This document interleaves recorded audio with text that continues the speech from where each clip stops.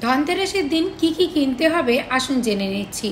ধনতেরাসের দিন সোনা রূপো এগুলো তো মানুষ কিনেই থাকে যার যেমন সাধ্য অনুসারে। তবে সোনা রূপোয় কি কিনতে হবে, অন্য কিছু কি কেনা যাবে না?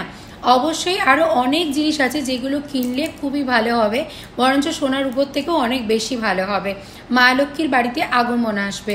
তো কী কী কিনতে হবে চলো জেনে নিচ্ছি। ধনতেরাসের দিনে কিন্তু অবশ্যই অল্প হলেও কিছুটা ধনে কিনে নিয়ে আসবে, গোটা ধনে। ধনে কিন্তু মানে ধন সম্পত্তিকে বাড়িয়ে তুলতে, অরাকে বাড়িয়ে তুলতে সেটা কিন্তু খুব ভালো সাহায্য করবে। এবং এই ধনেটা নিয়ে এসে কিন্তু পুজোও করতে হয়। ধনতেরাসের দিনে কিন্তু ঝাঁটা কেনাটা খুব শুভ।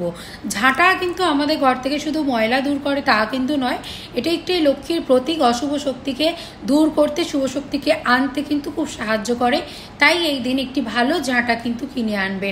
নুন কিনে নিয়ে আসবে। নুন কিন্তু বাড়ির থেকে নেগেটিভ এনার্জিকে রিমুভ করতে খুব ভালো সাহায্য করবে। তাই এই দিনে কিন্তু নুন কেনাটা খুব শুভ বলে মানা হয়।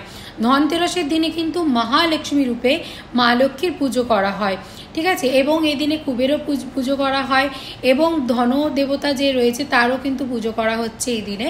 তো সেই জন্য কিন্তু এই দিনে একটি ছোট্ট ঘটি কিনে নিয়ে আসো।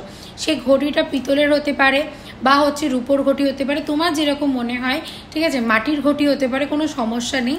ঘটি কিনে নিয়ে আসবে এবং তার মধ্যে জল ভর্তি করে নেবে বাইরের থেকে কোথাও যখন বাড়িতে প্রবেশ করছো।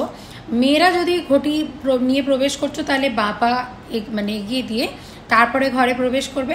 ছেলেরা যদি প্রবেশ করছো তাহলে ডান পা এগিয়ে দিয়ে প্রবেশ করবে, ঠিক আছে।